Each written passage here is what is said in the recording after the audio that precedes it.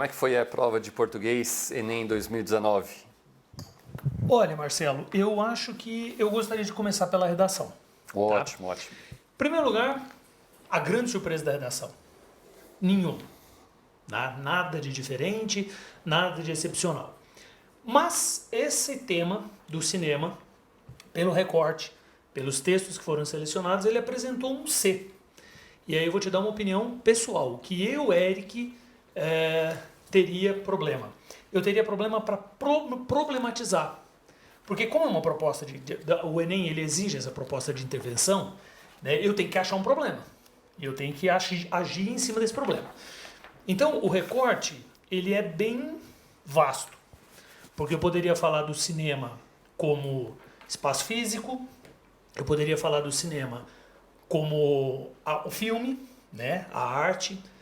Eu poderia falar do cinema nessa nova roupagem agora do mainstream. E aí dentro da prova havia alguns textos que já apontavam nessa direção, que poderiam me dar um encaminhamento. Então eu teria que ter um recorte muito preciso, um foco muito bem definido, e eu, Eric, teria eu teria uma certa dificuldade na problematização desse tema. Mas o que ele teve de surpreendente, né? Nada. Na medida em que é um tema recorrente, parte do nosso dia a dia, há uma apresentação de dados que é muito interessante, do ponto de vista numérico, do ponto de vista de informações. Então ele não deve ter trazido muito problema, desde que eu tenha sabido encontrar o problema efetivo e discutido em cima desse problema. Eu achei também, Eric, o texto ele é interessante porque quando ele fala democratização do acesso ao cinema no Brasil, a gente poderia também pensar no acesso do lado, por exemplo, de pessoas com deficiência e você levando também para esse lado, não só do lado da educação, como o lado também da democratização para todos os grupos da sociedade. Democratização no sentido do acesso, né? Do acesso, de permitir o acesso para todo mundo. Porque dentro desse universo que você está falando, você quer ver uma outra coisa que a gente poderia, em cima da palavra democratização, o cinema há muito deixou de ser uma atividade barata. Ele não é. Quer dizer, então como é que eu vou democratizar nesse sentido? Exatamente. Você percebe que, olha que interessante o que o Marcelo falou. Numa palavra, na democratização, a gente já, numa conversa de 2 segundos aqui, a gente já achou já abre o leque, caminhos diferentes, né? Leques diferentes, sem dúvida. Sem dúvida. Quer dizer, mas era um tema que dava para escorrer sobre, Tranquilamente. Era um tema, eu acho que antes de qualquer coisa, bastante acessível.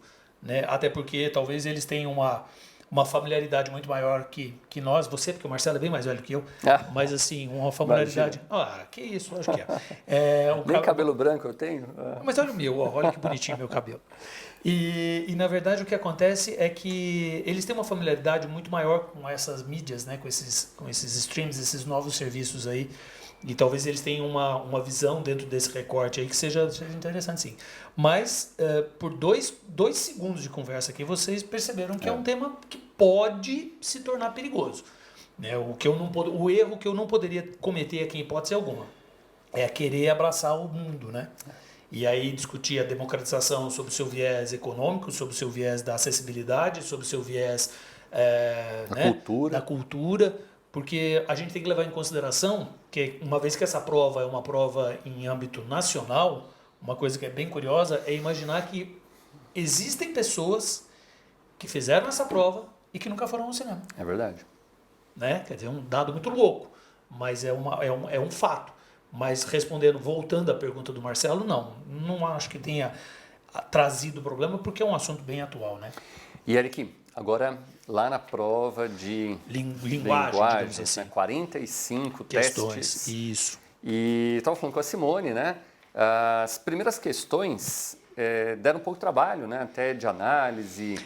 E depois a segunda parte, talvez um pouquinho melhor, não sei se essa foi a impressão tua. Mas você sabe, Marcelo, o que eu acho, assim, olhando a prova como um todo, eu acho que os textos foram, como sempre, textos muito variados. Né? Foram textos, muitos deles em propaganda, jornal, recortes de tecnologia, muitos textos aqui falando de tecnologia, de inteligência artificial e computação, enfim, coisas que o valem. Mas o que me chamou a atenção? Alguns detalhes. Primeiro, se vocês, vocês depois com um pouquinho mais de calma, se vocês notarem os dados dos acessos, os acessos são mais antigos. Acessos de 2014, 2016. Então isso é uma coisa que me chamou a atenção.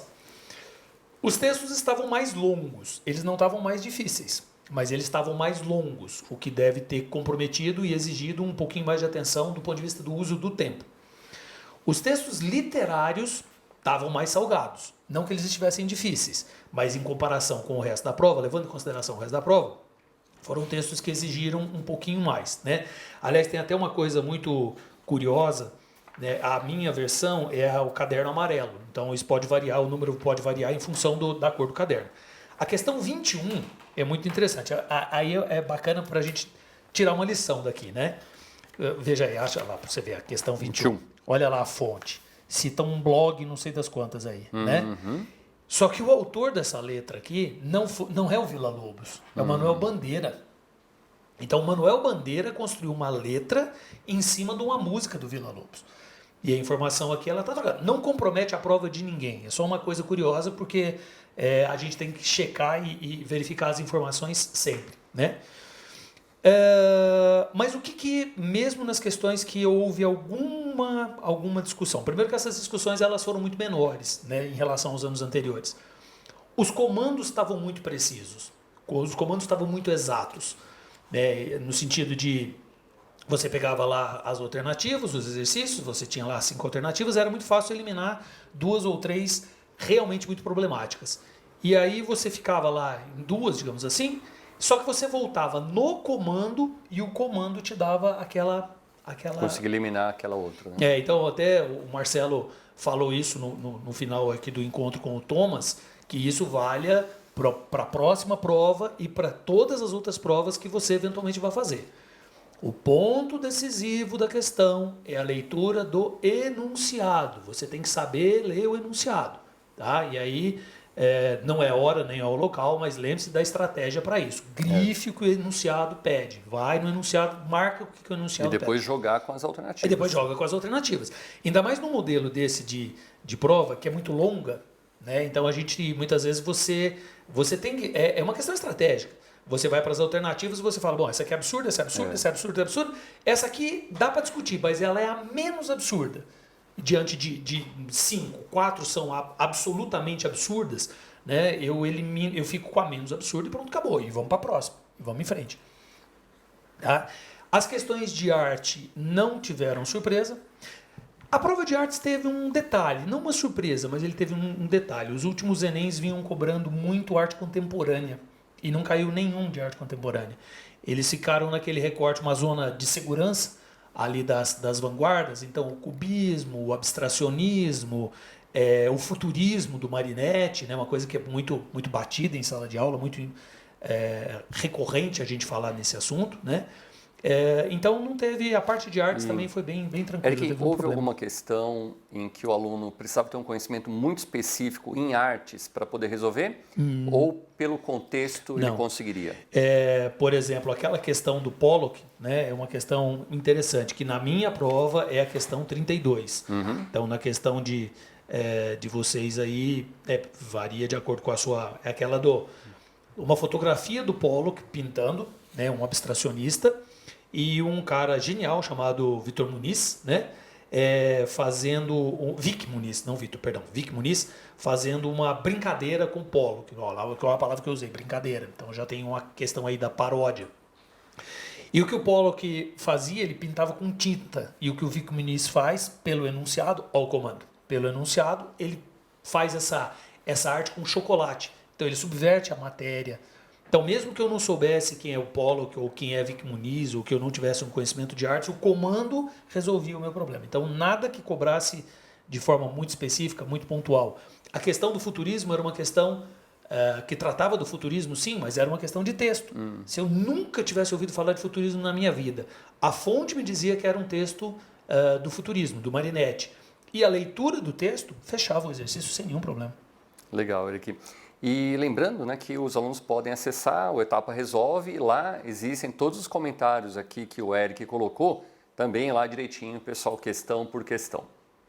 Eric, muito obrigado aí pela participação. Eu que agradeço, Marcelo. E desejamos aí uma excelente prova para todos, né, no próximo domingo. Sim, boa prova para vocês e fiquem tranquilos essa semana. Um conselhinho importante, tá? O que você fez hoje, você fez, hein? Vira a página. Não vai passar a semana pensando assim, mas eu poderia, eu deveria. Não, você tem outra prova, não é isso? Tem metade da prova pela frente ainda. O que você fez, você fez. Vira a página e segue em frente. Tá ok? Grande abraço para vocês, então. Legal?